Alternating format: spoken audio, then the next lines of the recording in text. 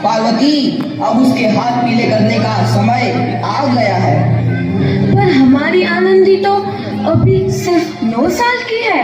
अभी तो उसके पढ़ने लिखने और खेलने कूदने के दिन हैं। देख पार्वती, लड़कियां पराया धर्म होती है और जितना जल्दी इन्हें घर से विदा कर दे उतना अच्छा है। कल से आनंदी की पढ़ाई लिखाई बंद। पर बापू, इसमें मेरी क्या गलती है? आप मुझे पढ़ाई करने क्यों नहीं देते? तेरी गलती है कि तू एक लड़की है। लड़का होती तो क्या बापू? लड़का होती तो क्या? ऐ लड़की, ज्यादा जबान ना चला, नहीं तो जबान हलक से खींचकर बाहर निकाल दूंगा। बापू, मैं पढ़ लिख कर कुछ बनना चाहती हूँ। मेरी पढ़ाई ना रोको बापू। आनंदी, तुझे पढ़ना है तो पढ़, लेकिन सारी उम्र बाप की छाती पर यूं बोझ बनकर ना बैठ। पर बापू, अभी तो मेरी उम्र पढ़ाई लिखाई की है। मुझे पढ़ लिख कर डॉक्टर बनना है। पढ़ाई पढ़ाई पढ़ाई, आज तो तेरी इन किताबों का काम तमाम करके ही छोड़ूंगा। ये ले। नहीं बापू, मत छोड़ो बापू। मत छोड़ी। नहीं बापू, नहीं। बापू, ये तुमने क्या किया? तुमने मेरी इन किताबों को ही नहीं फाड़ा बापू। मेरी किस्मत फाड़ दी, मेरी किस्मत। ये कापी किताबें ना सिर्फ छोरों के हाथ में अच्छी लगती है, लड़कियों के हाथ में तो सिर्फ मेहंदी अच्छी लगती है, मेहंदी। पर बापू, मैं लड़की हूँ तो क्या हुआ? लड़का और लड़की तो हमारी दोनों आंखों के समान होते हैं। चुप कर आनंदी, और यह एहसान मान कि अब तक जिंदा है तू। कहीं बचपन में गला दबा कर मार दिया होता तो यह तेरी बकबक नहीं सुननी पड़ती आज। पर बापू, मुझे चूल्हा जलाना अच्छा ना लगे है। देख छोरी, जितना जल्दी हो तू चूल्हा जलाना सीख ले, उतना ही अच्छा है तेरे लिए। और हाँ, तेरा ब्याह तो होगा, वो भी कल के कल। अबला जीवन है तुम्हारी यही कहानी। आंचल में है दूध और आंखों में है पानी। मुझे माफ कर दे बेटी, तेरे बापू के जिद के आगे मेरी एक न चलेगी। माफ कर दे बेटी, मुझे माफ कर दे। इस प्रकार मात्र 9 वर्ष की छोटी उम्र में आनंदी का विवाह गोपाल राव जोशी से हो गया। बाल विवाह एक सामाजिक कुरीति है और इस कुप्रथा का शिकार होना पड़ा आनंदी को। 5 वर्ष बाद आनंदी 14 साल की हो गई है। उसके घर एक शिशु ने जन्म लिया है। देखते हैं आगे क्या हो। देखिएगा, इसे क्या हो गया है? इसका माथा तो अंगार की तरह तप रहा है। इसे तो बहुत तेज बुखार है। आप बिना कुछ भी बोलते हैं, दीजिए मुझे।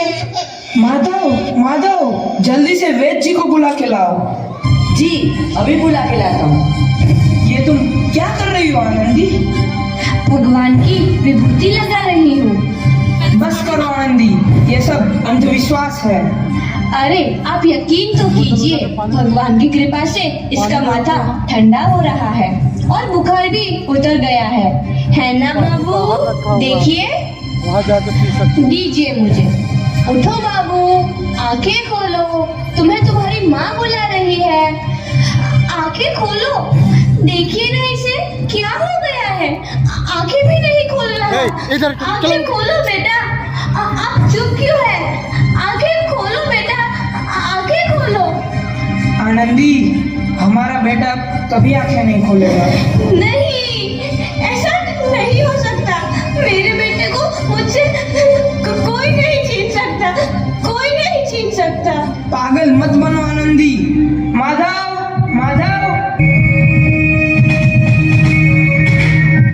आनंदी, बंद करो ये पागलपन। भगवान ने मेरा बच्चा छीन लिया। भगवान ने नहीं, तुम्हारी अशिक्षा और अंधविश्वास ने तुम्हारा बच्चा छीना है। अगर तुम पढ़ी लिखी होती तो आज हमारा शिशु जीवित होता। तुम अनपढ़ थे आनंदी, अनपढ़। नहीं, अब मैं अनपढ़ नहीं रहूंगी मैं अनपढ़। मैं पढ़ूंगी ताकि कल किसी और आनंदी को इलाज के अभाव में अपना बच्चा ना खोना पड़े। शाबाश आनंदी, और यही तुम्हारे अपराध के लिए प्रायश्चित भी है। चलो उधर।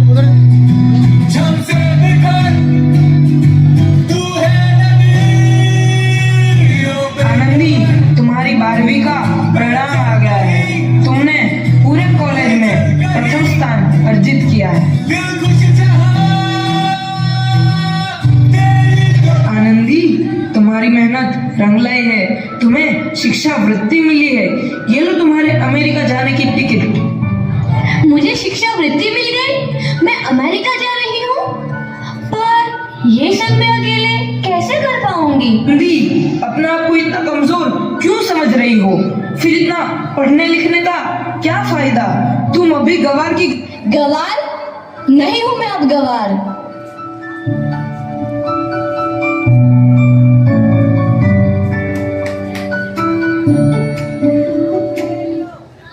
तो इस प्रकार 7 अप्रैल 1883 को आनंदी अमेरिका के पेंसिल्वेनिया के लिए रवाना हुई और 3 साल बाद उन्होंने डॉक्टर ऑफ मेडिसिन की उपाधि प्राप्त कर ली। इधर आनंदी के पिता की तबीयत बहुत खराब है। आगे क्या होता है देखते हैं। लगता है अब मेरे जाने का समय आ चुका है। अब मैं नहीं बचूंगा।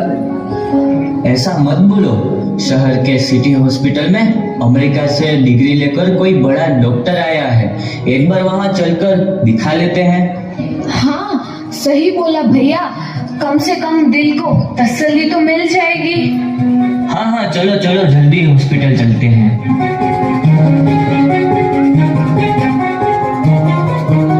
इस मरीज की हालत तो बहुत ही खराब है। कोई चमत्कार ही इसे बचा सकता है। ऐसा मत बोलो भाई, डॉक्टर साहब कब तक आ जाएंगे? लो आ गई डॉक्टर मैडम। डॉक्टर मैडम जल्दी देखिए, मरीज की हालत बहुत ही खराब है।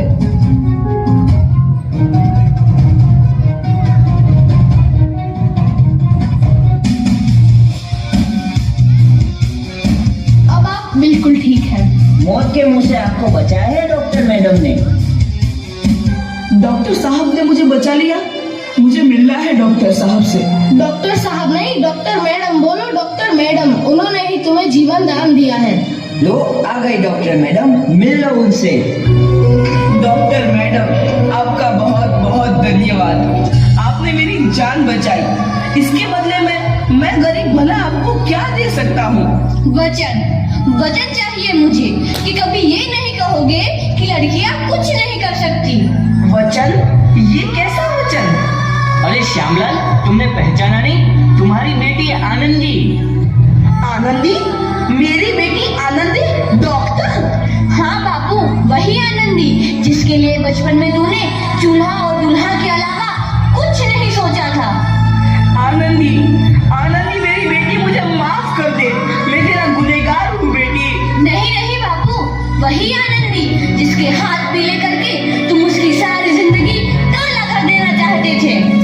माफ कर दे मुझे मेरी बच्ची, माफ कर दे, मैं तेरा अपराधी हूँ मेरी बच्ची, माफ कर दे। नहीं बापू, मैंने तो तेरा एहसान चुकाया है। याद है ना अपना एहसान जो बचपन में तुमने मुझ पर किया था? ताने सुना सुना कर जीते जी मार डाला था मुझको। अब बोल, और किस किस को मारेगा? आनंदी बेटी, मुझे माफ कर दे मेरी बच्ची, मैं तेरा गुनहगार हूँ। बापू, आपने ही तो बोला था किताबें सिर्फ बेटों के हाथ में अच्छी लगती है, बेटियों के हाथ में तो सिर्फ मेहंदी। बेटों और बेटियों में फर्क करना तो आंखों में फर्क करने समान है। एक का पढ़ना और दूसरे का ना पढ़ना सामाजिक अंधकार है बापू, सामाजिक अंधकार। उपकार मांगता हूँ मैं तुझ जैसी बेटी का, जिसने सारी उम्र मुझसे कुछ ना मांगा तो सिर्फ बराबरी का दर्जा। वरना सच तो यह है कि मैं तेरी माफी के लायक भी ना हूँ। मुझ जैसा बाप तेरी बराबरी कर सके उसके मैं लायक भी ना हूँ मेरी बेटी, मैं लायक भी ना हूँ। अपने बापू को क्या माफ नहीं करोगी आनंदी? माफ कर दो आनंदी, माफ कर दो। सुबह का भूला यदि शाम को घर लौट आए तो उसे भूला नहीं कहते। बापू। तो इस प्रकार आनंदीबाई जोशी ने अपनी मेहनत और अटूट इरादे से न केवल भारत की पहली महिला डॉक्टर बनी, बल्कि आगे चल के उन लड़कियों के लिए सुनहरा रास्ता दिखा गई जो जीवन में कुछ करना चाहती थी।